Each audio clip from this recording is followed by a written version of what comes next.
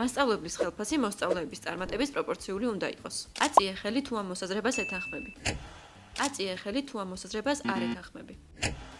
ბარბარე და თინანო ანასტასიას წინააღმდეგ. თქვენი დავალებაა 120 წამში მიაღწიოთ შეთანხმებას. შეუთანხმებლობის შემთხვევაში დაისჯებით. იდეაში ის რომ მოსწავლის შეფასება აისახებოდეს მასწავლებელზე, ანუ მასწავლებელს მეტ მოტივაციას აძლევს იმისთვის, რომ გაკვეთილზე უფრო მეტად ჩართული იყოს, უფრო მეტად ასწავლოს ბავშვებს და ანუ შედეგს გამოიღებს. ეგ მოხდებოდა იდეალურ სამყაროში, მაგრამ რეალურ სამყაროში შეიძლება ამან გამოიწვიოს ის, რომ მასწავლებელმა უბრალოდ დაუწეროს კარგი ქულა მოსწავლეს, მხოლოდ იმიტომ, რომ უფრო მეტი ხელფასი მიიღოს. თან ანუ ისედაც ყველა მოსწავლე ინდივიდუალურია და შეიძლება უბრალოდ ვიღაცას ძალიან უჭირდეს სწავლა და ამის გამო მასწავლებელი დაიჩაგროს. თან უმეტეს შემთხვევაში მასწავლებლებს ისედაც ძალიან მცირე ანაზღაურება აქვთ და მაგით კიდევ უფრო შემცირდება. ხო, მაგრამ რაღაცნაირად შეგვიძლია სამართლიანობის დარეგულირება, რომ არასწორად არ დაეწეროთ მოსწავლეებს ქულები და ანუ მასწავლებლებიც რაღაცნაირად დაბალანსებულად მუშაობდნენ. ხო, მაგრამ ეგ რო რეალურ სამყაროში მოხდეს, ძალიან რთული და კომპლექსური საკითხია, იმიტომ რომ ძალიან ბევრი დეტალი არის, რომელიც უნდა გაითვალისწინო. თან მით უმეტეს კლასში აქტიურობაში შეწერება ქულები და ასე შემდეგ და მარტო ერთი რაღაცით ვერ შეცვლილა, ვერ განსაზღვრო ჩემი აზრით. ხო, არა, ანუ რთული გასაკეთებელი იქნება, ანუ ეგ მართალია.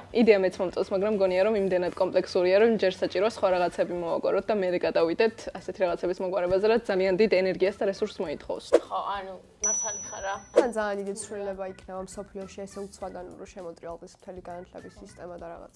წარადგინეთ შეთანხმება. შევთანხმდით, რომ მასწავლებლის ხელფასი ჯერჯერობით არ უნდა იყოს მოსწავლის შედეგების პროპორციული. შეთანხმება მიღწეულია.